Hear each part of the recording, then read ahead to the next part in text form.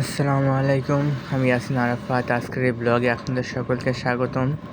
আজকে আমরা মূলত গিয়েছিলাম সরকারি সবজি ফার্মে। সেখানে কি কি গাছ আছে, কি কি চারা আছে আমরা দেখব এবং আপনাদের সাথেও ভিডিওটা শেয়ার করার চেষ্টা করব। চলুন একসাথে শুরু করা যাক। আমরা মূলত 3 জন ছিলাম, আমি, আমার ফ্রেন্ড আর আমার কাজিন। তো আমরা ফাইনালি পৌঁছে গেছি সেই সবজি ফার্মে। এখন আমরা ভিতরের দিকে প্রবেশ করি আর দেখি কি কি আছে। প্রথমে একটা সুন্দর ফুল গাছ আমাদের চোখে পড়লো। তারপর সামনে থাকা রাস্তা দিয়ে আমরা সামনের দিকে হেঁটে যাই। আর এই জায়গার লোকেশনটা হলো কুষ্টিয়া জুগিয়াতে। তারপর আমাদের খুব সুন্দর একটা করমচা গাছ চোখে পড়লো। এই করমচা গাছটা আমার খুবই সুন্দর লেগেছে, কত সুন্দর ফল ধরে আছে গাছে।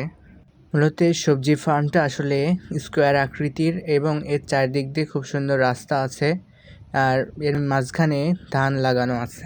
গাছ ছাড়াও এখানে একটা পুকুর ছিল, তার পাশে সুন্দর একটা কদবেল গাছে কদবেল ধরে আছে। এখন আপনাদের একটা ইন্টারেস্টিং জিনিস দেখাই।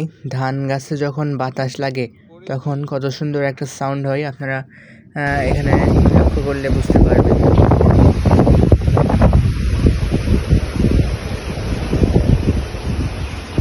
এই ধানের ক্ষেতের সাউন্ডটা গ্রামের মানুষ খুব সুন্দর বলতে পারবে, কারণ তারা এরকম পরিবেশের সাথে ইউজড।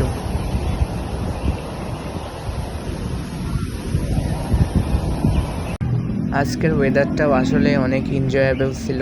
আকাশ মেঘলা আর খুব সুন্দর বাতাস হচ্ছে, শীতল বাতাস, যা হৃদয় প্রশান্তিতে ভরিয়ে তুলছে। এরপর আমরা পরের বাগে চলে গেলাম। এখানে আমরা কিছু শিউলি ফুল সহ আরও 2 প্রজাতির ফুল দেখতে পেলাম। তারপর আমরা বনসাই গাছ দেখতে পেলাম। এরপর আমরা রাস্তা দিয়ে আবার হেঁটে চলে গেলাম প্রবেশ গেটের সামনে এবং আমরা যাওয়ার সময় কিছু বেগুনের চারা নিয়ে নিলাম। ভাবলাম বাসায় যেয়ে রোপণ করে দেব। তো আজকের এই ব্লগটা এইটুকুই। কেমন হলো আজকের ব্লগটা কমেন্টে জানিয়ে দিন।